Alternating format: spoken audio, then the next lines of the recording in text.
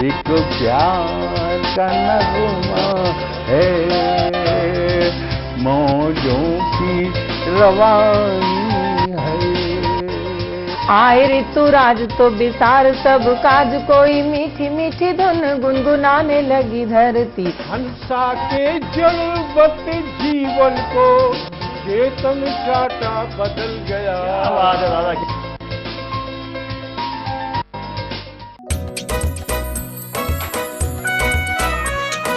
हर पल मस्ती और रंगीन विद सतमोला नमकीन, इससे बेटर है नथिंग। सतमोला नमकीन डिफरेंट टेस्ट है बेमिसाल, पनीर भुजिया भी कमाल, इसके टेस्ट के सब शौकीन। हाँ सतमोला नमकीन, सतमोला स्वीट्स एंड नमकीन, इससे बेटर है नथिंग। हाँ सतमोला नमकीन।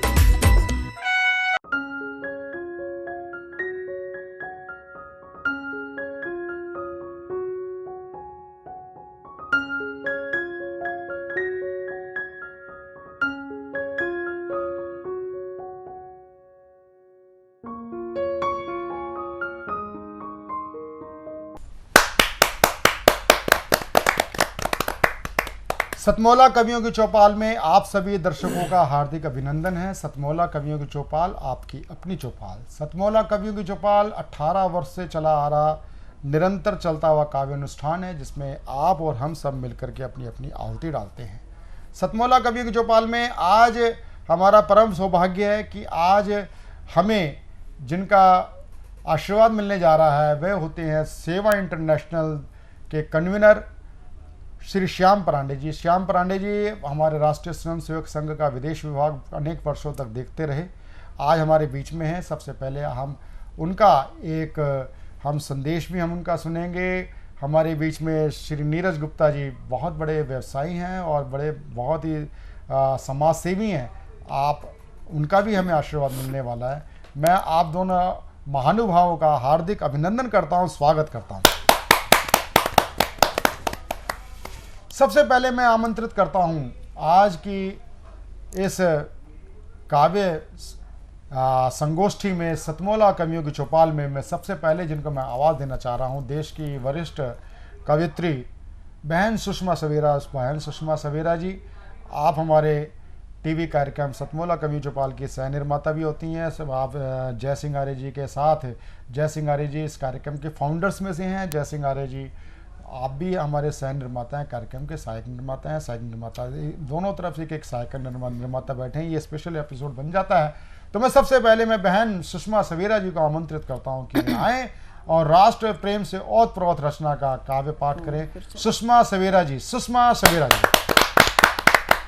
धन्यवाद प्रवीण भाई, आपका बहुत बहुत आभार। मैं एक गीत आपके सामने रखती हूँ।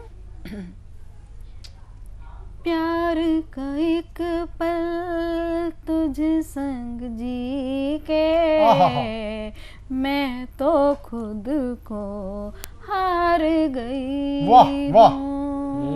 प्यार का एक पल तुझ संग जी के, मैं तो खुद को हार गई हूँ। उस पल की खुशियों की खातिर मैं आंसू से भीग गई। बहुत अच्छे, बहुत अच्छे, बहुत अच्छे, बहुत अच्छे। मैं आंसू से भीग गई हूँ। ये मुझको मालूम नहीं था, प्यार से तन मन यूं खिलता है। ये मुझको मालूम नहीं था, प्यार से तन मन यूं खिलता है। रंग बिरंगा जग लगता है, प्यार किसी को जब मिलता है। बहुत अच्छे, बहुत। तुझको पाके खुश हूँ सजना, तुझको पाके खुश हूँ सजना, माना खुद से दूर हुई। बहुत अच्छे, बहुत अच्छे, बहुत अच्छे, बहुत अच्छे। प्यार का एक पल तुझ संग जी के, मैं तो खुद को हार गई हूँ। ये भी सुना था प्यार को लेके, प्यार में जीवन गीत छुपा है, किया जो तुझसे तब ये जाना, किया जो तुझसे तब ये जाना, हाँ सच इसमें मीत छिपा है। तुझको पाके खुश हूँ सजना, माना खुद से दूर हुई हूँ, माना खुद से दूर हुई हूँ।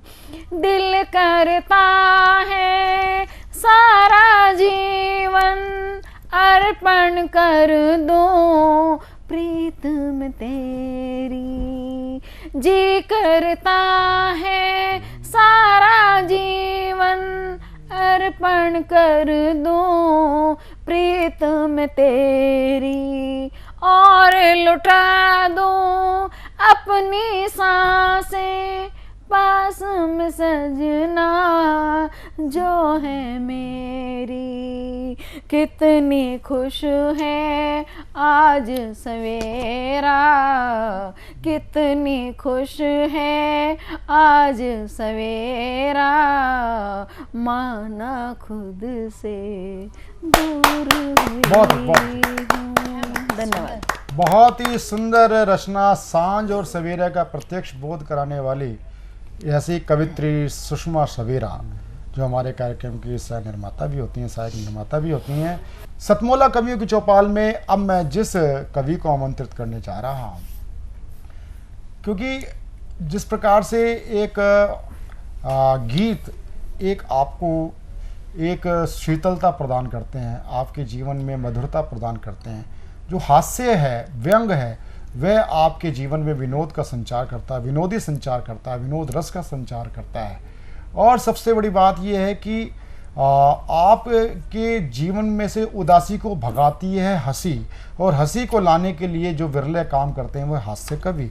हास्य कवि अशोक शर्मा जी को मैं बड़े ही आदर दुलार के साथ आमंत्रित करता हूँ। अशोक शर्मा जी, स्वागत है। मित्रों नमस्कार। अभी आपने शादी का, विदाई का गीत सुना। अच्छा, यूपी में क्या है कि जब शादी का कार्ड आता है या विदाई का कार्ड आता है तो वो ये नहीं कहते शादी का कार्ड आया, वो कहते हैं गुरु दावत आ गई। छूट से ही दावत आ गई। अच्छा, दावतें भी वहाँ अजीब तरीके से होती हैं साहब। जमीन पर बिठाकर भोलुआ सकोरा रख के बड़े प्यार से खाना खिलाया जाता है। और लेकिन जब दिल्ली की दावतें होती है वो बड़ी अजीब होती हैं। एक बार मैं दिल्ली की दावतों में फंस गया और मेरे साथ क्या हुआ वो आप स्वागत जी स्वागत है। आप माने न माने लेकिन हमारे लिए सबसे बड़ी आफत बुफे की दावत। वाह। दिल्ली की, आप माने न माने लेकिन हमारे लिए सबसे बड़ी आफत बुफे की दावत। एक दिन जाना पड़ा बारात में, बीवी बच्चे थे साथ में, सभी के सभी बाहर से शो पीस मगर अंदर से रूखे थे। क्या करें भाई साहब, सुबह से भूखे थे। वाह। जैसे ही खाने का संदेश आया हाल में भगदड़ सी मच गई पंडाल में। एक के ऊपर एक बरसने लगे, जिसने झपट लिया तो झपट लिया, बाकी के खड़े तरसने लगे। क्या बात। एक व्यक्ति हाथ में प्लेट लिए इधर से उधर चक्कर लगा रहा था। एक व्यक्ति हाथ में प्लेट लिए इधर से उधर चक्कर लगा रहा था। खाना लेना तो दूर उसे देख भी नहीं पा रहा था। वाह वाह वाह वाह वाह वाह वाह वाह वाह वाह वाह। बहुत खूब। दूसरा अपनी प्लेट में चावल की तस्तरी झाड़ लाया था। दूसरा अपनी प्लेट में चावल की तस्तरी झाड़ लाया था। उससे कहीं ज्यादा तो अपना कुर्ता फाड़ लाया था। क्या बहुत खूब। बहुत अच्छे। तीसरी एक महिला थी जो ताड़ के वृक्ष की तरह तनी थी, उसकी आधी साड़ी पनीर की सब्जी में सनी थी। बहुत अच्छे, बहुत अच्छे। उसे बार बार धो रही थी, पड़ोसन की पहन कर आई थी, इसलिए रो रही थी। चौथा बेचारा गरीब था, लाचार था। चौथा बेचारा गरीब था, लाचार था, इसलिए कपड़े उतार कर पहले से ही तैयार था। बहुत अच्छे, बहुत अच्छे, बहुत अच्छा चित्र है। बढ़िया। पांचवा अकेले ही सारे दंड पेल रहा था। पांचवा सारे झेल रहा था और अकेले ही दंड पेल रहा था। छठा काल्पनिक खाना खा रहा था, प्लेट दूसरे की देख रहा था, मुंह अपना चला रहा था। बढ़िया। सातवें का मालिक ही रब था। सातवें का मालिक ही रब था, प्लेट तो उसके हाथ में थी मगर हलवा गायब था। बहुत अच्छे, बहुत अच्छे। बढ़िया, 7 अजूबे हो गए। आठवां अजीब हरकतें कर रहा था। अजीब हरकतें कर रहा था, खाना खाने की बजाय अपनी जेबों में भर रहा था। 9वां पड़ोसी था जो ज्यादा ही फुर्ती दिखा रहा था, अपने बच्चों के हाथों में प्लेटें दे देकर घर को भगा रहा था। बहुत अच्छे, बहुत अच्छे, बहुत अच्छे, बहुत अच्छे। 11वां स्वयं लड़की वाला था, जिसके प्राण कंठ में अड़े थे। घराती तो सारे जिम रहे थे और बराती बेचारे सड़कों पर खड़े। बहुत अच्छे, बहुत अच्छे, बहुत अच्छे, बहुत अच्छे। अंत में देखते हुए ये हालत, हमने अपनी पत्नी से कहा, डियर लौट चलें सही सलामत। सुनते ही पत्नी बिगड़ गई, पता नहीं किस बेवकूफ के पल्ले पड़ गई। इससे अच्छा तो किसी हट्टे कट्टे से शादी रचाती, कम से कम भूखी तो ना मारी जाती। बहुत अच्छे, बहुत अच्छे। लेकिन इससे शादी रचाकर आज तक अपने मन को कचोट रही हूँ और जिंदगी में पहली बार किसी दावत से भूखी लौट रही हूँ। बहुत अच्छे, बहुत अच्छे, बहुत अच्छे। अशोक शर्मा जी का ये बूफे की दावत एक दृश्य तो है, लेकिन साथ ही साथ बूफे की दावत से पहले उन्होंने गांव की दावत का जो एक दृश्य बताया था। आज ये हंसी का एक विषय नहीं है। जब भी एक्चुअली मुझे गांव से किसी क्रिया की या ब्रह्मभोज का कोई निमंत्रण मिलता है तो मैं उत्साह से भर जाता हूं, और मेरी आंखों के आगे वही पतलों पे बिठा करके आपको जिमाया जाता था, और उससे पहले गौ ग्रास निकाला जाता था, और उसी आशा की किरण में मैं ब्रह्मभोज की दावतें कबूल करता हूं और गांव जाता हूं, और वाकई में डट के भोजन करते हैं, ब्रह्मभोज करते हैं। साथ ही साथ अब वो भी ख़त्म होता जा रहा है। वहाँ पर भी मोतीचूर के लड्डू, रायता, कसौरों में रायता, कुल्हड़ों में रायता, और सौंठ, इसकी मेथी सौंठ की सब्जी, चटनी, और पूरी और आलू की सब्जी, सीताफल की सब्जी होती थी। आज वो भी कहीं गायब हो गई है। वहाँ भी बूफे आ गया है। इसको हम विकास कहेंगे या हम कहीं रसातल में जा रहे हैं अपनी संस्कृति की ओर। ये बूफे की दावत आपको रसातल में आपको ले जाती हुई प्रतीत होती है। साधुवाद देता हूँ अशोक जी को। जोरदार ताली के साथ हम अशोक जी का अभिनंदन करें। अब मैं जिनको आमंत्रित करने जा रहा हूँ वह है देश की वरिष्ठ लाडली कवित्री, और जिनकी गीतों की पहुँच अंतर्राष्ट्रीय स्तर पर पहुँची है, और हमारी तो वो भी लाडली बिटिया है। उसका नाम होता है शुभम त्यागी। शुभम त्यागी के लिए मैं अपने पिताजी की कुछ अमर पंक्तियां के साथ में आमंत्रित करना चाहूँगा। कहूँ क्या किस तरह से जिंदगी को जी लिया मैंने, क्या बात। कहूँ क्या किस तरह से जिंदगी को जी लिया मैंने, चुभन सुई घुटन धागा लबों को सी लिया मैंने। आहा, लबों को सी लिया मैंने। बहुत बढ़िया। बहुत बहुत शुभम त्यागी। शुभम जी, बहुत प्रणाम करती हूँ सतमोला कवियों की चौपाल के सभी दर्शकों को। बहुत आभार व्यक्त करती हूँ आदरणीय आर्य जी का कि जिन्होंने इस मंच पर आप सबके बीच मुझे आमंत्रित किया और अपनी मन की बात आप तक पहुँचाने का एक सौभाग्य मुझे प्राप्त हुआ। मैं एक गजल पढ़ना चाहती हूँ। उससे पहले मेरा एक मुक्तक पढ़ने का मन है, आप अनुमति दें तो मैं स्वागत। जी सुनिएगा कि पीड़ाओं का स्वर जागा है, पीड़ाओं का स्वर जागा है, मौन इशारा कर दे। पीड़ाओं का स्वर जागा है, मौन इशारा कर दूंगी। ताकते रहते जितने मुझको, ताकते रहते जितने मुझको, सबको किनारा कर दूंगी। ताकते रहते जितने मुझको, सबको किनारा कर दूंगी। तुमसे मिलना नियति है मेरी, आहा। तुमसे मिलना नियति है मेरी, तुम सागर में हूँ नदिया। आहा। तुमसे मिलना नियति है मेरी, तुम सागर में हूँ नदिया। प्रतीक्षा के इन आंसू से, प्रतीक्षा के इन आंसू से तुझको खारा कर दूंगी। प्रतीक्षा के इन आंसू से तुझको खारा कर दूंगी। और एक गजल मेरा सुनाने का मन है, और ये बड़ी प्रसिद्ध भी हुई कोरोना काल में, तो लाइव भी ये बड़ी चली कि मोहब्बत की लड़ाई है, जो होगा देखा जाएगा। मोहब्बत कर ले, इश्क मोहब्बत प्यार, जो होगा देखा जाएगा, यही प्रेमी लोग अक्सर सोचते हैं। सुनिए, मोहब्बत की लड़ाई है, मोहब्बत की लड़ाई है, जो होगा देखा जाएगा। तबीयत तुझ पे आई है, तबीयत तुझ पे आई है, जो होगा देखा जाएगा। और जी, और इस गजल का एक और शेर की, यहाँ तैयार बैठा है, यहाँ तैयार बैठा है, जो मेरी जान लेने को। यहाँ तैयार बैठा है, जो मेरी जान लेने को। उसी पर चाहे आई है, उसी पर चाहे आई है, जो होगा देखा जाएगा। मोहब्बत की लड़ाई बहुत अच्छे, बहुत अच्छे, जो होगा देखा जाएगा।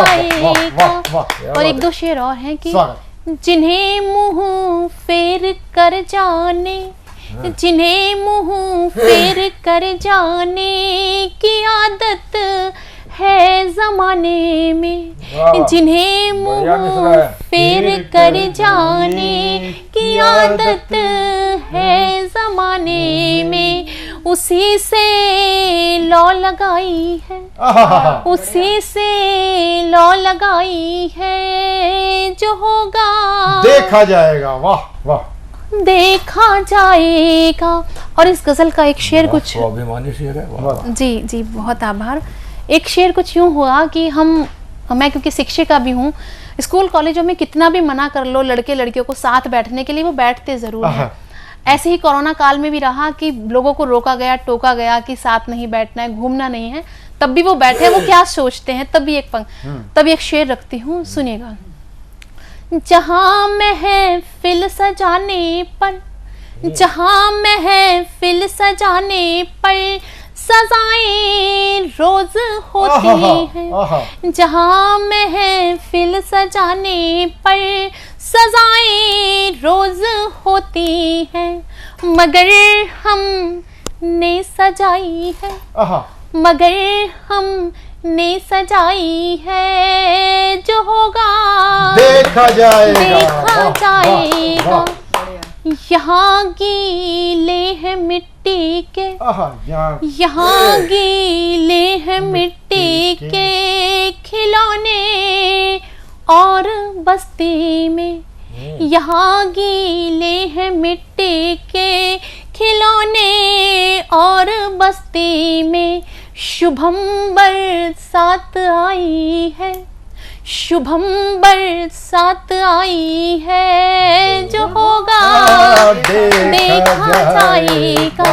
मोहब्बत की लड़ाई है, जो होगा देखा जाएगा। बहुत आभार, धन्यवाद, जय हिंद। शुभम ने जो गीत सुनाया और इसमें जो होगा देखा जाएगा, ये तो गीत उनके बहुत ही अंदर के पूरा जो क्या नाम एक अंतस निकाल के रख दिया।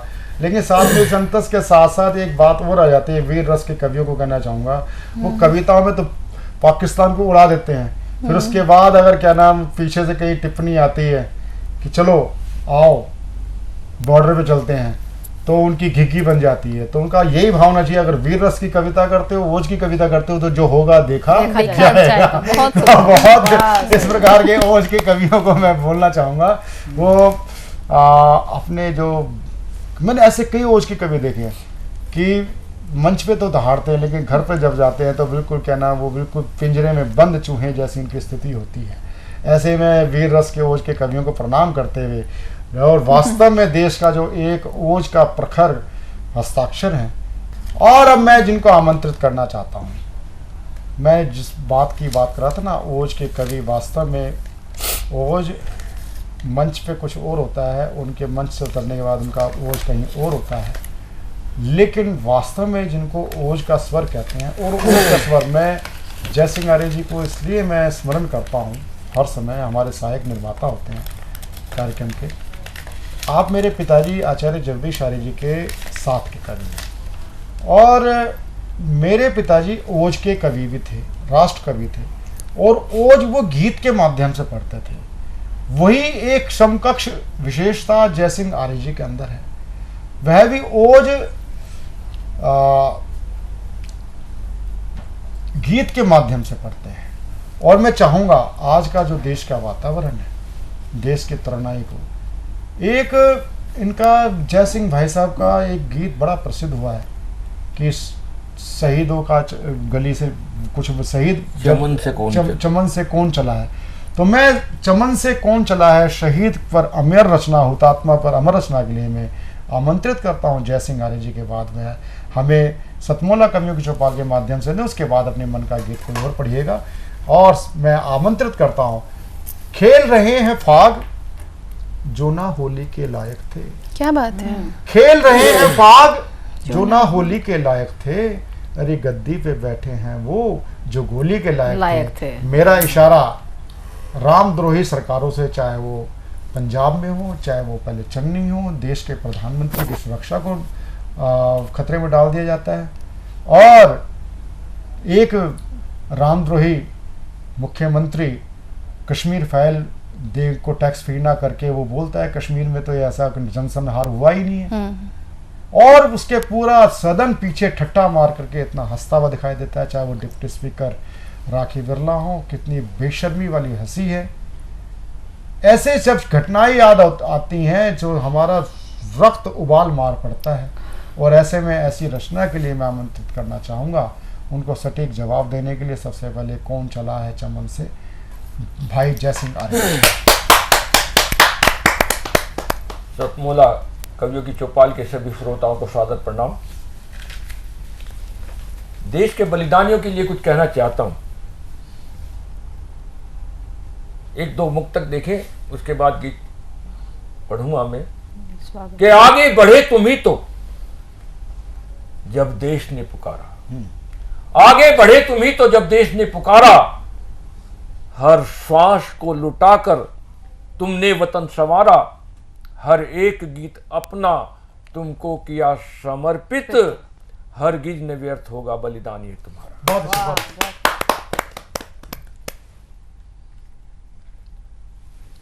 चार पंक्तियां और देखें। खून से जिसने कहानी लिख दी, वाह बहुत बढ़िया, और दरिया की रवानी लिख दी, देश क्यों उसको भुला दे जिसने देश के नाम जवानी। बहुत अच्छा, बहुत अच्छा, बहुत अच्छा, बहुत अच्छा। वो गीत सुनाना चाहता हूं। जी स्वागत। जब एक गांव का बेटा हम सब की रक्षा के लिए अपना सर्वस्व लुटाकर तिरंगे में लिपटकर अपने गांव में आता है, तो गांव का वातावरण किस प्रकार का हो जाता है। स्वागत स्वागत। चमन से कौन चल दिया। आहा, कली कली उदास है कि रो पड़े हैं गांव तो गली गली आहा, क्या बात। रो पड़े हैं गांव तो गली गली उदास है।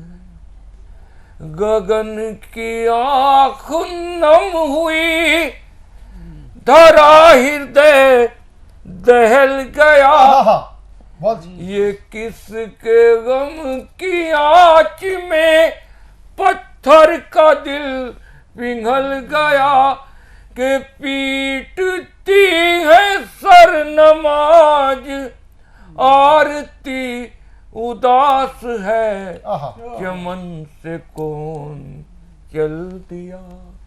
कली कली उदास है कि रो पड़े हैं गांव तो गली गली उदास। कि चला गया है बागबा, सुमन हुए अनाथ है। उजाले सत्य तथ्य के न आज साथ साथ है। दिवस भी रो रहा यहाँ कि रात भी उदास है। चमन से कौन चल दिया कि चला जिए जो देश के लिए आहा, उन्हें प्रणाम कीजिए। मरे जो देश के लिए उन्हें सलाम कीजिए। उन्हीं बहादुरों का ही ऋणी हर एक सांस है। वाह वाह वाह बहुत सुंदर। कली कली उदास है कि रो पड़े हैं गांव तो गली गली उदास। बहुत ये थे डॉक्टर जयसिंह नारी जी, जो मैंने बात कही ओज और गीत, ये एक भ्रम मैं दूर करना चाहता हूँ। उच्च स्वर में, तीव्र स्वर में ओज पढ़ना अथवा मैं कहूँ नारेबाजी करना, वो ओज नहीं होता। ओज वो होता है आप का मस्तिष्क शून्य कर दे या आपके मस्तिष्क की का आवेग एकदम बढ़ा दे, वो ओज होता है। ओज एक तरह के गीत, चाहे वो लता मंगेशकर जी ने प्रदीप जी का गीत रखा हो, ऐ मेरे वतन के लोगों, वो गीत संचेतना का एक ओज है। और अब सतमोला कवियों की चौपाल में हम एक लेते हैं अल्प विराम। सतमोला कवियों की चौपाल में तब तक अल्प विराम से वापस आएं, तब तक आप खट्टी मीठी गोलियों का आनंद लेते रहें। और आपके साथ और ज्येष्ठ और श्रेष्ठ कवियों के साथ हम मिलते हैं एक छोटे से कमर्शियल ब्रेक के बाद। नमस्कार।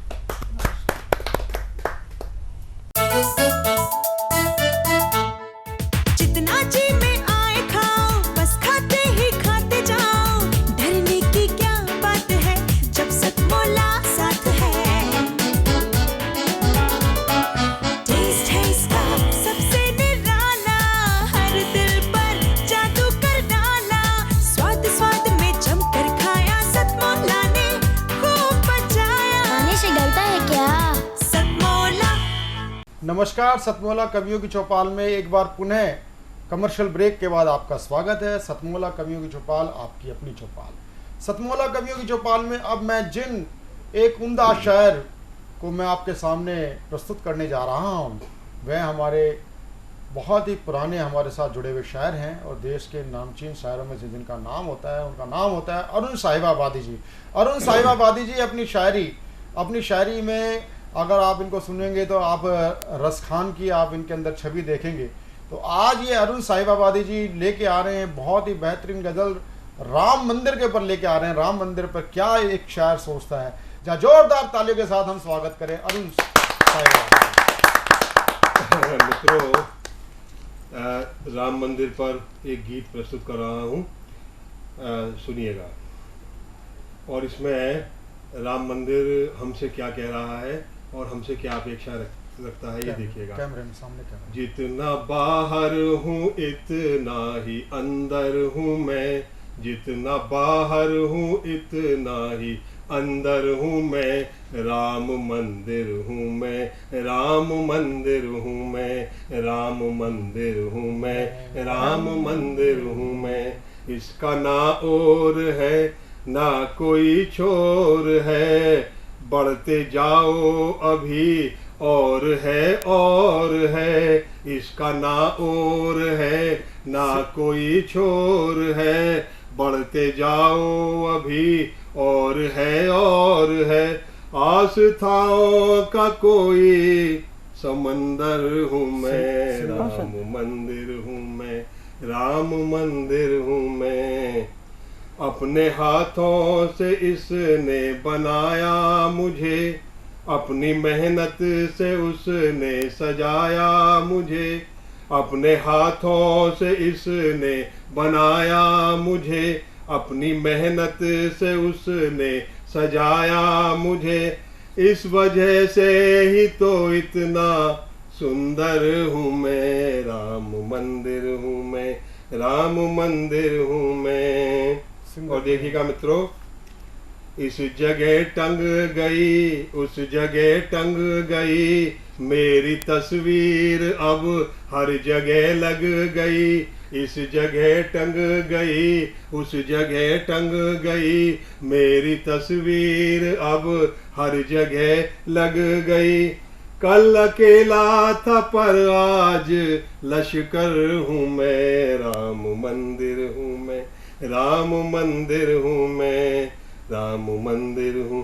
राम जी इस जगह पर ही पैदा हुए, लड़खड़ाए यहीं और घुटनों चले, राम जी इस जगह पर ही पैदा हुए, लड़खड़ाए यहीं और घुटनों चले, उनके बचपन का दिलचस्प मंजर हूँ मैं, राम मंदिर हूँ मैं, राम मंदिर हूँ मैं। और देखो मित्रों, जितने भी वकील थे जिन्होंने राम जी के विरोध में मुकदमा लड़ा था, उनकी दुर्दशा हुई, सबकी भयानक बीमारियों से ग्रस्त होकर मरे, अल्पकाल में ही मृत्यु को प्राप्त हुई। देखो तिल तिल मरे वो सभी नास्तिक, दावा करते थे जो राम है काल्पनिक, देखो तिल तिल मरे वो सभी नास्तिक, दावा करते थे जो राम है काल्पनिक, उन वकीलों की बहसों का उत्तर हूँ मैं, राम मंदिर हूँ मैं, राम मंदिर हूँ मैं। और देखो मित्रों, अब समय आ गया है कि जो पुरखों ने भूलें की थी, अब हमें उनका प्रायश्चित करना है। स्वागत देखिएगा। और वो जिसने की शबरी के झूठे बेर खाए, उसके मंदिर का यदि प्रमुख महंत दलित ना हो तो ही वो मंदिर अधूरा है।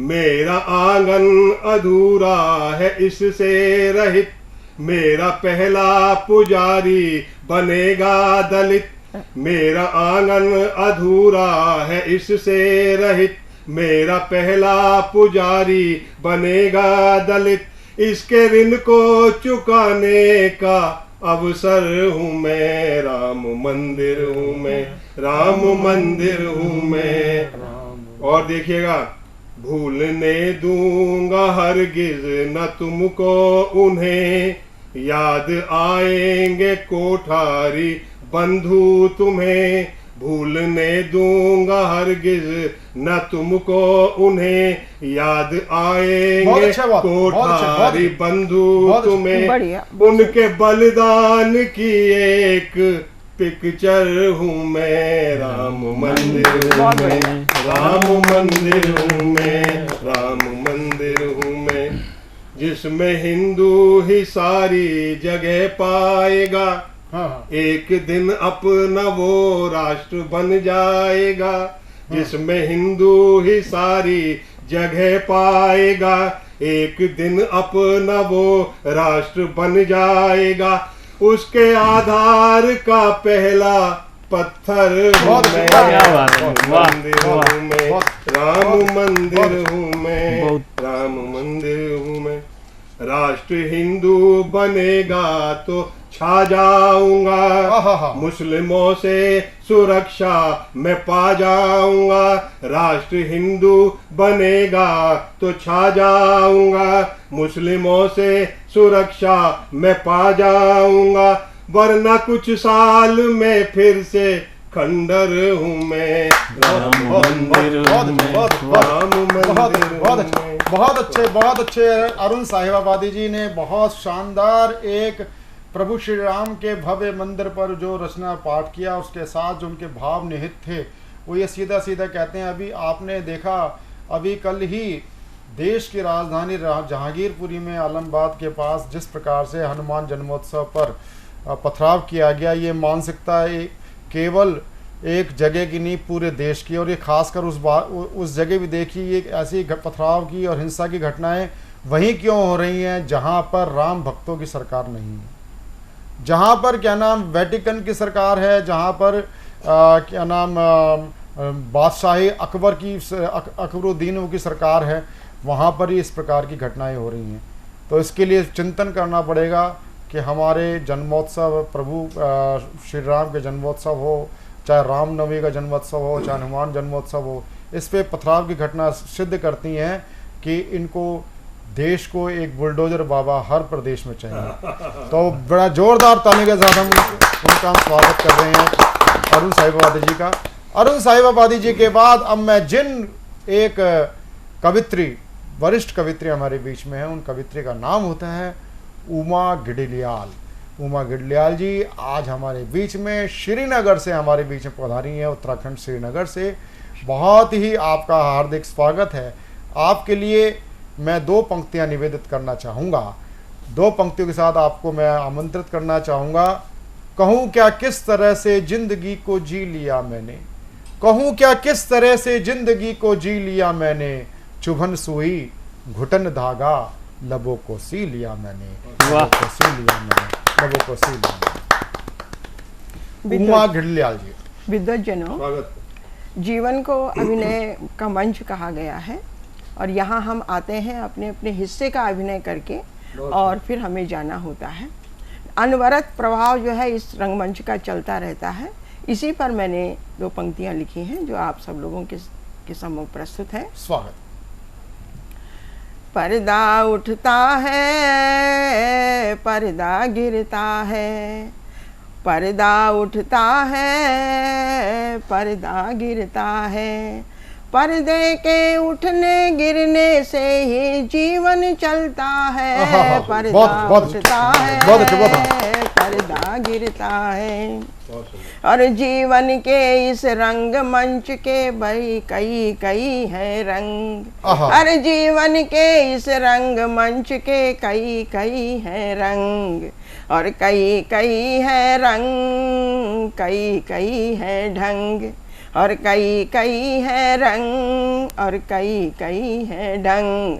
इन रंगों ढंगों पर ही जीवन सजता है, इन रंगों ढंगों पर ही जीवन सजता है।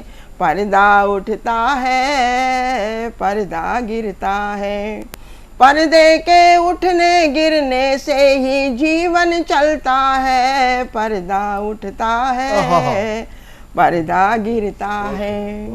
कोई उठ उठ गिरता है, कोई गिर गिर उठता है, कोई उठ उठ गिरता है, कोई गिर गिर उठता है, कोई उठ उठ गिरता है, कोई गिर गिर उठता है। इस उठने गिरने में ही जीवन बढ़ता है, बहुत अच्छे, बहुत अच्छे, बहुत अच्छे, बहुत अच्छे। उठने गिरने में ही जीवन बढ़ता है। पर्दा उठता है, पर्दा गिरता है, और कभी हंसी की धूप और कभी आंसू के बादल, और कभी हंसी की धूप और कभी आंसू के बादल, कभी हंसी की धूप और कभी आंसू के बादल, इन आंसू बादल में ही जीवन फलता है। इन आंसू बादल में ही जीवन फलता है।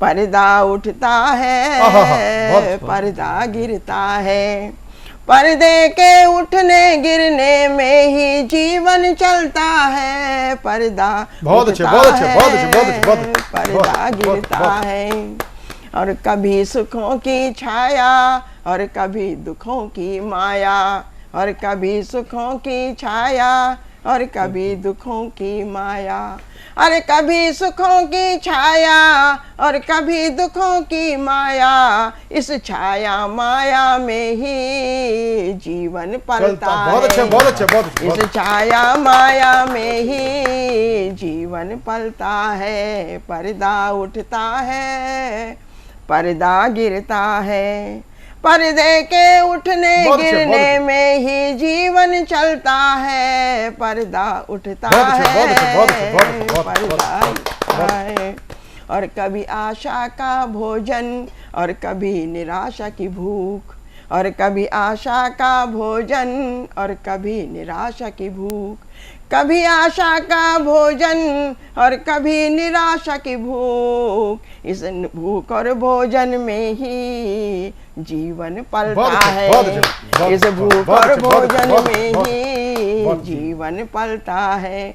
पर्दा उठता है, पर्दा गिरता है, पर्दे के उठने गिरने में ही जीवन चलता है। पर्दा उठता है, पर्दा गिरता है। बहुत अच्छे उमा जी, बहुत अच्छे। आपका ये गीत जीवन का एक दर्शन था।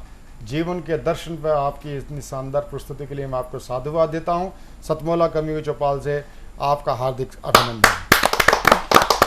अब मैं जिस शायर को आमंत्रित करने जा रहा हूँ, उनके कई म्यूजिक एल्बम आ चुके हैं उनके गज़लों के, और हमारे बीच में, हमारे साथ, हमारे बीच में बहुत दूर पंजाब से हमारे बीच में पधारे हैं श्री मनोज फगवाड़वी जी। मनोज फगवाड़वी जी फगवाड़ा से हमारे बीच में पधारे हैं। इनके कई म्यूज़िक एल्बम आ चुके हैं और म्यूज़िक एल्बम आ चुके हैं। म्यूज़िक एल्बम के साथ साथ आज मैं उनकी एक प्रसिद्ध गज़ल के लिए, हिंदी गज़ल के लिए मैं उनको आमंत्रित करने जा रहा हूँ। मनोज फगवाड़वी जी, जरा जोरदार तालियों के साथ हम स्वागत करें उनको। सबसे पहले परवीर आयर जी का बहुत बहुत धन्यवाद, जो हमें दूसरी बार इस चैनल पर बुला रहे हैं। तो पहले मैं अपनी एक गज़ल का शेर सुनाऊंगा, उसके बाद फिर पूरी गज़ल सुनाऊंगा। आदमी को आदमी से प्यार होना चाहिए, आदमी को आदमी से प्यार होना चाहिए, हर बशर में प्रभु का दीदार होना चाहिए। बहुत अच्छे, बहुत अच्छे। हर बशर में प्रभु का दीदार होना चाहिए। और शेर, गज़ल का शेर है, हर घड़ी ही सरूर होता है, हर घड़ी ही सरूर होता है, कब तू इस दिल से दूर होता है। हर घड़ी ही सरूर होता है, कब तू इस दिल से दूर होता है, जान देता है प्यार में आशिक, जान देता है प्यार में आशिक, नाम उसका जरूर होता है, नाम उसका जरूर होता है। कहता हुस्न वाले बड़े हैं दुनिया में, हुस्न वाले बड़े हैं दुनिया में, कम है जिनको गरूर होता है, कम है जिनको गरूर होता है। और अगला शेर सुना, झूठ बोलो या सच कहो यारो, झूठ बोलो या सच कहो यारो, इश्क में भी फतूर होता है, इश्क में भी फतूर होता है। टूटता है और भी बहुत कुछ इसमें, टूटता है और भी बहुत कुछ इसमें, जब भी एक ख्वाब चकनाचूर होता है। बहुत अच्छे, बहुत अच्छे, बहुत चकनाचूर होता है। और अगला शेर सुनिए, देखता है नजर भर कर जब वो, देखता है नजर भर कर जब वो, हल्का हल्का सरूर होता है, हल्का हल्का सरूर होता है। रात भर नींद किसको आती है, रात भर नींद किसको आती है, जब कोई खास दूर होता है, जब कोई खास दूर होता है। और अगला शेर सुनिए, उसकी करता है बंदगी जो भी, उसकी करता है बंदगी जो भी, उसके चेहरे पे नूर होता है। और मक्ता पेश है सर, मन की बातें मनोज की सुनकर, मन की बातें मनोज की सुनकर, कुछ तो दिल में हजूर होता है, कुछ तो दिल में हजूर होता है। बहुत बहुत धन्यवाद। बहुत बहुत आभार मनोज जी। हमारे मनोज जी अखिल भारतीय साहित्य परिषद पंजाब प्रदेश के आप संयोजक भी होते हैं और अखिल भारतीय साहित्य परिषद में वहाँ पर आप हिंदी की आप अलग जगा रहे हैं। मैं आपका हार्दिक अभिनंदन करता हूँ श्री मनोज कवि। अब मैं आमंत्रित करना चाहता हूँ एक नव पुष्प जिनका नाम होता है आशुतोष द्विवेदी जी। आशुतोष द्विवेदी जी हमारे बीच में पधारे हैं उत्तर प्रदेश से, कानपुर के नज़दीक से। बहुत ही श्रृंगार के आप बहुत अच्छे कवि हैं। तो मैं आमंत्रित करता हूं एक नए पुष्प को, जरा जोरदार तालियों के साथ आप उनको आशीर्वाद प्रदान करें। आशुतोष द्विवेदी जी। सादर नमस्कार। मेरी आज की जो कविता है वो एक सैनिक के परिवार की है। उसकी पत्नी और सैनिक की माँ के मन में क्या भाव आता है इसको आप लोगों के सामने रखने का प्रयास करूँगा। मेरा यार तिरंगा लाया, मेरा यार तिरंगा लाया, मांग हुई सुनी तो क्या मेरा प्यार तिरंगा लाया, दिलदार तिरंगा लाया। और पिछले ही महीने पति छुट्टी पे आया होता है तो तब का वर्णन करते हैं। पिछले महीने साथ था मेरे, पिछले महीने साथ था मेरे, कहने लगा सौभाग्य है मेरे, भारत माँ की सेवा में हूँ, इस धरती का निगहबान मैं हूँ। मैं न रहूं अफसोस न करना, आँखों से ना निकले झरना, हिम्मत से मुस्कान तुलाना, जनगण मन तू मुझे सुनाना। अब इसके बाद पत्नी का जो स्थिति होती है उसको आप लोगों के सामने रखने का प्रयास कर रहा हूँ। यह सुनकर मैं चुप हो बैठी, आंखों से यूं निकले मोती, पर मुझको अफसोस नहीं था, गर्वित हृदय संतोष था। मैंने उसका माथा चूमा, प्यार हो गया मेरा दूना, तब के गए तुम अब आए हो, वादा पूरा कर आए हो। ऐसा लोग कहाँ हैं करते, मातृभूमि पर सब ना मरते।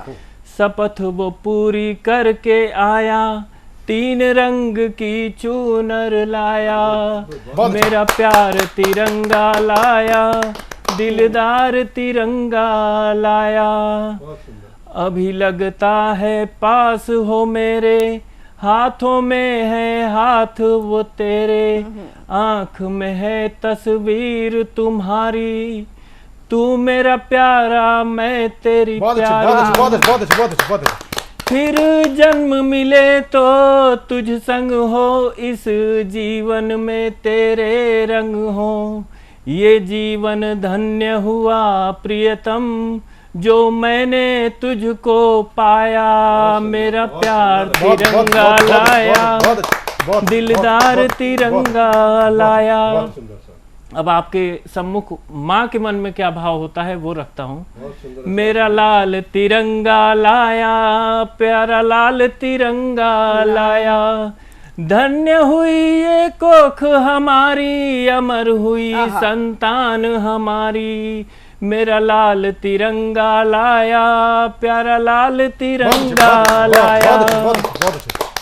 है याद मुझे जब तू छोटा था, मुझसे लिपट के तू सोता था, तुझको आंचल मैं थी उड़ाती, परियों की थी कथा सुनाती, सुनते सुनते सो जाता था, मीठी नींद में खो जाता था।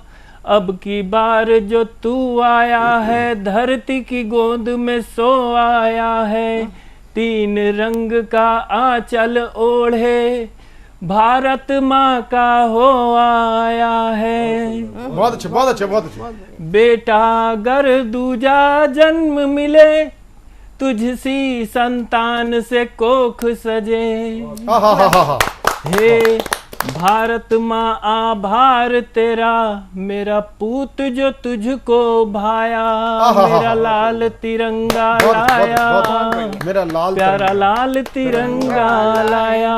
बहुत अच्छा, बहुत अच्छा, बहुत अच्छा। मेरा लाल तिरंगा लाया, मेरा लाल तिरंगा लाया। बहुत ही उस माँ को साधुवाद प्रणाम, शत शत प्रणाम, जिसके भाव आपने अपनी कविता के माध्यम से दिए। अब मैं आमंत्रित करना चाहता हूँ कार्यक्रम के अंतिम चरण में, उसमें हमारा एक नया सेगमेंट होता है। जो लोग दूरस्थ क्षेत्र से होते हैं, जो नहीं हमारे पास बीच में आ पाते किसी वजह से, तो ऐसा सेगमेंट वीडियो सेगमेंट है हम आज के कार्यक्रम में, जिनका हम वीडियो सम्मिलित करने जाते हैं। वो देश के वरिष्ठ कवित्री, बहुत ही श्रृंगार की गीतकार शालिनी मुंजाल, चंडीगढ़ से हम उनको आमंत्रित करना चाहते हैं। डॉक्टर कुंवर बचन जी की दो पंक्तियों के साथ। नदी बोली समंदर से मैं तेरे पास आई हूँ, नदी बोली समंदर से मैं तेरे पास आई हूँ, मुझे भी गा मेरे शायर, मैं तेरी ही रुबाई हूँ, शालिनी मुंजाल। नमस्कार दोस्तों, मैं एस्ट्रोलॉजर डॉक्टर शालिनी मुंजाल चंडीगढ़ से हूँ। कोट्स लिखना और छोटी छोटी कविताएं लिखना मेरा एक पैशन है, जिसे मैं रोज़ थोड़ा थोड़ा लिखती हूँ। रोज़ कोई कोट, छोटी कविता, रोज़ मेरी कोशिश रहती है कि मैं एक ज़रूर लिखूँ। हर चीज़ अपने स्वाद से अच्छी लगती है। पकौड़े अगर गरम अच्छे लगते हैं तो लहजे हमेशा नरम ही अच्छे लगते हैं। इधर लहजा बिगड़ा तो अच्छे खासे रिश्तों में देंगन देंगन हो जाती है। प्यार हो, दोस्ती हो या कोई भी रिश्ता, ये हर रूप में खूबसूरत लगते हैं। चाहे मिठास हो, लड़ाई हो या जुदाई हो, हर रूप में ये खूबसूरत दिखते हैं। पर ऐसे में खुशकी अधिक नहीं होनी चाहिए, क्योंकि जहाँ रिश्तों में, प्यार में खुशकी अधिक देर के लिए हो जाती है, रिश्ते हमेशा के लिए खुश्क हो जाते हैं। रिश्ते हो, प्यार हो या दोस्ती, इन सब डोरों का मांझा भरोसा ही है।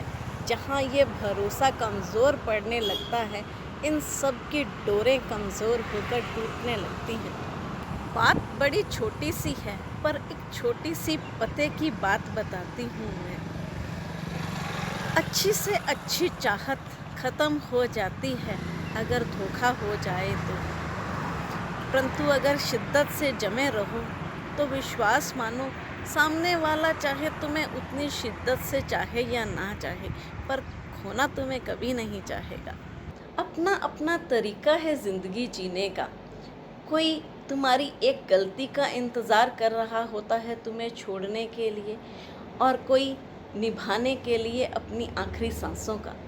ज़िंदगी में कभी किसी से प्यार करो या हाथ थामो तो उससे अपना 100% देना चाहिए, ताकि ज़िंदगी में पहले तो वो कभी तुम्हारा हाथ छोड़ने की सोचे ही नहीं। अगर कभी सोचे भी किसी और का हाथ थामने, तो उसे घाटे का सौदा लगना चाहिए। अपने से अधिक प्यार, अपने से अधिक अहमियत या अपने से अधिक सम्मान तुम कभी भी किसी को दे दोगे तो यकीन मानो दोस्तों, वही तुम्हारी इज्जत की एक दिन धज्जियाँ उड़ा देगा। आँखों की कमज़ोरी सिर्फ नज़रें या रोशनी नहीं होती, वो लोग भी होते हैं जिन्हें देखकर ये खुश हो जाती हैं और मुस्कुरा उठती हैं। बहुत ही शानदार शालिनी मुंजाल जी ने अपनी कविता पाठ किया। आपको शालिनी जी बहुत बहुत आपका आभार, आपने हमारे कार्यक्रम में शामिल हुई। सतमौला कवियों की चौपाल में आप अभी तक देख रहे थे देश के वरिष्ठ और ज्येष्ठ कवियों के साथ नए पुष्पों को। और आपको ये हमारा सतमौला कवियों की चौपाल कैसा लगता है, आप हमें अपनी राय टीवी स्क्रीन पर चल रहे नंबर 9711182183 9711182183 पर आप हमने अपनी राय दे सकते हैं। यदि आप हमारे सतमौला कवियों की चौपाल में निरंतर 5 साल तक आजीवन सदस्य के रूप में आप काव्य पाठ करना चाहते हैं, तो आप हमसे भी इसी नंबर पे 9711182183 पर आप हमसे कांटेक्ट कर सकते हैं। आपको बताते हुए बेहद खुशी हो रही है कि हमारे साधना नेटवर्क के सभी वेब पोर्टल्स पर हमारा एक कार्यक्रम तो जाता ही है, साथ ही साथ साधना टीवी पर अनशेड्यूल्ड टेलीकास्ट के साथ साथ देवम चैनल पर रात को प्रत्येक रात्रि 10:30 बजे ये प्रसारित होता है देवन चैनल, साधना टीवी का ही समूह का एक प्रसिद्ध चैनल है। आप देखते रहें सतमोला कवियों की चौपाल, अपनी राय हमें भेजते रहें, आप हमसे जुड़ें और अगले रविवार फिर मिलेंगे नए और ज्येष्ठ और श्रेष्ठ और नव पुष्पों के साथ। सतमोला कवियों की चौपाल में नया गुलदस्ता सजाएंगे। सतमोला कवियों की चौपाल में आपके साथ मिलते हैं अगले रविवार। नमस्कार। सतमोला कवि चौपाल में आज उपस्थित सभी को मैं अभिवादन करता हूं और स्वागत करता हूं कि 18 वर्षों से निरंतर यह कार्यक्रम चल रहा है और इसमें 10,000 से अधिक नव कवि नव प्रतिभा के साथ यहाँ उपस्थित हुए हैं। उसमें से बहुत सारे कवि अभी प्रतिष्ठित कवि भी बन गए हैं। बहुत अच्छी बात। तो मैं आप सबका अभिनंदन करता हूँ कि आप इससे जुड़िए और इसे आगे बढ़ाइए। नए नए कवि और नई प्रतिभा लेकर इस कार्यक्रम में युवा बड़ी मात्रा में आए, ऐसा मेरी हार्दिक इच्छा है। मेरा परिचय जैसे किया गया, सेवा इंटरनेशनल का काम मैं करता हूं और कल ही अपने सारे हिंदू समाज के लिए, भारतीय समाज के लिए नहीं, विश्व के लिए एक आदर्श सेवक का जयंती उत्सव हमने मनाया। वह है हनुमान। बिल्कुल, बहुत अच्छे। बिल्कुल। अंजनी पुत्र हनुमान ने खुद का जीवन पूरा राम सेवा में, समाज सेवा में, धर्म सेवा में, राष्ट्र सेवा में समर्पित कर दिया। उनका अहम इसमें कहीं दूर दूर तक नहीं था। तो स्वयं सेवकत्व का जो आदर्श माना जाएगा वो हनुमान को माना जाएगा। बिल्कुल, तो उनके इस जयंती पर मैं आपको सबको हार्दिक अभिनंदन करता हूं। और सेवा इंटरनेशनल, जैसे हनुमान जी की बात हुई है, सेवा इंटरनेशनल भारत में तो काम करता है, लेकिन भारत के बाहर भी जो भारतीय समाज है, भारतवंशी समाज है, जिसको इंडियन डायस्पोरा कहा जाता है, उनके साथ हम काम करते हैं। 26 से अधिक देशों में काम करते हैं। और अभी अभी हम सब एक युद्ध के बीच में से गुजर रहे हैं।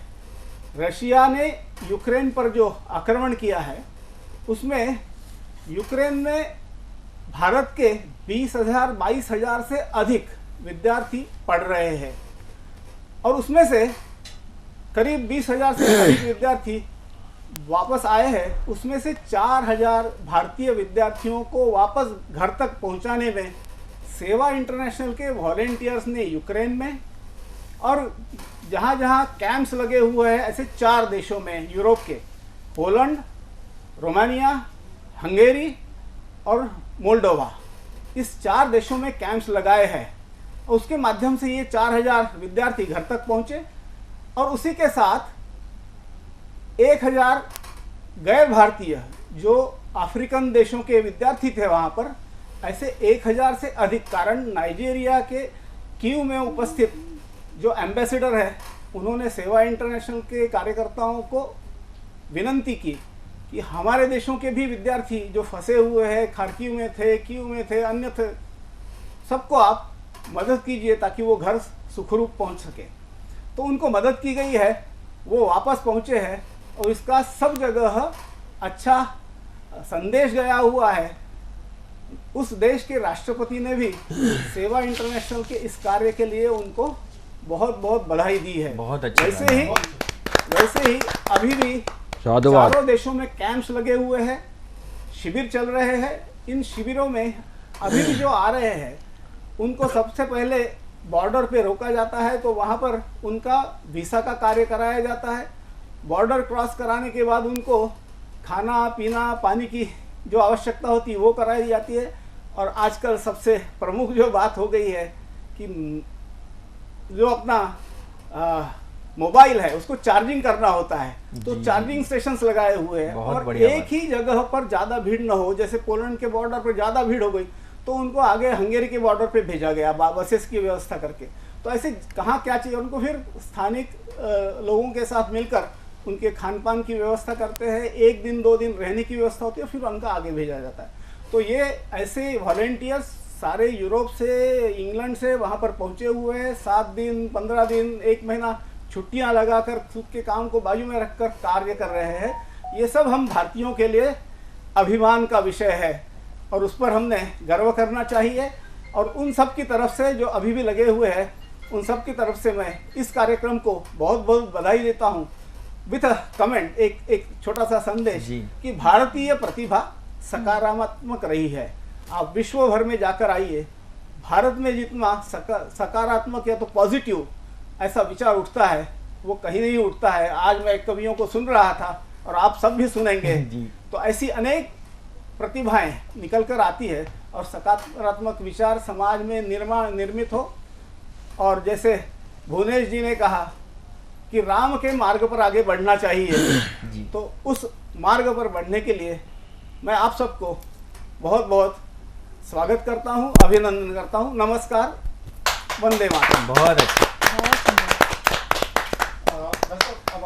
मेरे दाहिनी ओर बैठे हैं नीरज गुप्ता जी, जिनका परिचय यदि देने लगूं तो शायद एक बहुत लंबा परिचय हो जाएगा, एक पूरा एपिसोड चला जाएगा। बहुत छोटे में, बहुत संक्षिप्त में उनका परिचय देता हूं। स्पीडवेल ग्रुप जो देश का एक अग्रणी ग्रुप माना जाता है, व्यापार जगत में जिसने एक बड़ा नाम हासिल किया है, पूरे देश में जो जाना जाता है, आज उसके मैनेजिंग डायरेक्टर है आप नीरज गुप्ता जी। और सबसे बड़ी बात, हम सब लोगों के लिए हर्ष का विषय, बहुत सारे क्षेत्रों से जुड़े हुए हैं, चाहे आप उसको फिल्म इंडस्ट्री से ले ले, बहुत सारी फिल्म इंडस्ट्री में इन्होंने बहुत सारी फिल्में बनाई। अभी एक इनकी बड़ी बहुत ही प्रसिद्ध फिल्म जो मैंने स्वयं उसको देखा, बहुत सारे उसके एपिसोडों को हिस्से में टुकड़ों में इसको जो मैंने अभी देखा इनके मोबाइल पर, जग्गू की लालटेन एक नई फिल्म आने वाली है जिसमें आप इसमें एक भूमिका में भी, महत्वपूर्ण भूमिका में भी हैं। ऐसी बहुत सारी फिल्मों के बनाने वाले, और इन सबसे अधिक खास बात जो है, जन सेवा से जुड़ा हुआ एक ऐसा व्यक्तित्व, समाज सेवा से जुड़ा हुआ एक ऐसा व्यक्तित्व जिसने दिल्ली के अंदर एक ऐसी आदर्श छाप छोड़ी समाज सेवा में। जब देश का नौजवान पबों में जाता हो, बियर बार में जाता हो, उस समय उस युवा ने एक ऐसा लक्ष्य बनाया अपने माता पिता के संस्कारों के बल पर, जिसने ये लक्ष्य बनाया कि इस राष्ट्र की सेवा सदैव समर्पण भाव से करूंगा। जिसने न जाने कितनी एम्बुलेंस चलवाई, जिसने न जाने कोरोना काल के अंदर असंख्य लोगों को अपने गांव में भी भेजा, बसें अपनी लगाकर। और इन सब के अतिरिक्त जो राशन देने की परंपरा रही, वो एक बहुत बड़ी रही इनकी। मित्रों, मैं तो कई बार इनको देखता था, हैरान रहता था। मेरे तो बहुत अच्छे मित्र हैं, मेरे सखा हैं अनेक वर्षों से, और मुझको गर्व होता है कि जब इस पीढ़ी के ऐसे लोग समाज सेवा के क्षेत्र में आएंगे तो निश्चित रूप से राष्ट्र अपनी उन्नतियों को प्राप्त करेगा। जब कोरोना काल का संकट इस राष्ट्र पर आया, मोदी जी ने आह्वान किया कि इस राष्ट्र की सेवा के लिए देश के युवाओं को आना पड़ेगा, देश के व्यापारी को आना पड़ेगा। तब इस वैश्य समाज के इस भामाशाह ने आगे बढ़कर मोदी जी के एक बड़े स्तर पर मदद की। मैं उस राशि को नहीं बोलना चाहता, क्योंकि जब मैं राशि बोलूंगा तो शायद कहीं उस राशि का मोल कम हो जाएगा। बस इतना आप इशारों में समझ ले, एक देश में कितना बड़ा जिगरा चाहिए उस राशि को देने के लिए, मगर इस व्यक्तित्व ने उस राशि को दिया और प्रधानमंत्री राहत कोष से देश की सेवा की। मैं ऐसे बड़े नाम के लिए चाहता हूं कि उसको आमंत्रित करूं, और उनके कुछ शब्द यदि हमको सुनने को मिलेंगे तो निश्चित रूप से समकक्ष पीढ़ी का, मेरी समकक्ष पीढ़ी का युवा उनसे प्रेरणा पाएगा, प्रेरित होगा। मैं नीरज गुप्ता जी को आवाज देता हूं, आपकी जोरदार तालियां मिले नीरज गुप्ता जी। धन्यवाद। सबसे पहले तो मैं सतमोला कवियों की चौपाल में मुझे आमंत्रित करने के लिए हमारे बड़े भाई प्रवीण आर्या जी का बहुत बहुत आभार व्यक्त करता हूं। साथ ही भाई भुवनेश सिंगल जी, इन्होंने मुझे इस कार्यक्रम में आमंत्रित किया, इनका भी मैं बहुत बहुत आभार व्यक्त करता हूं। साथ में सतमोला कंपनी को मैं बहुत बहुत शुभकामनाएं देता हूं, जो इतना बेहतरीन एक कवियों का कार्यक्रम ये इन्होंने बनाया है, इसको ऑर्गेनाइज़ किया। बहुत बहुत सभी को बहुत बहुत आभार और बहुत बहुत शुभकामनाएं। नमस्कार दोस्तों, मैं अनिल मित्तल, चेयरमैन सतमोला ग्रुप।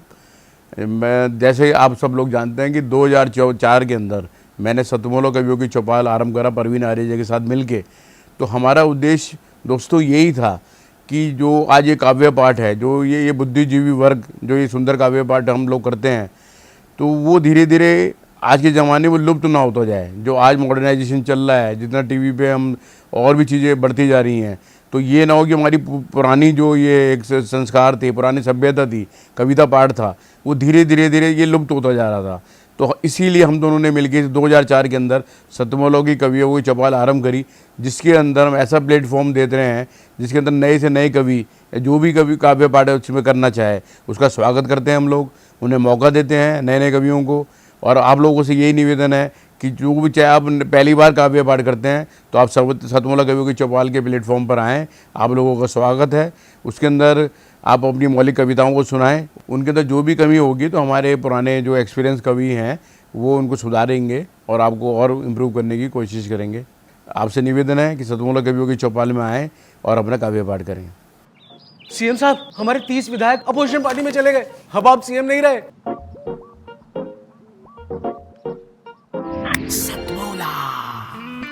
तो अब नया सीएम कौन बन रहा है? चल सतमोला खाओ, कुछ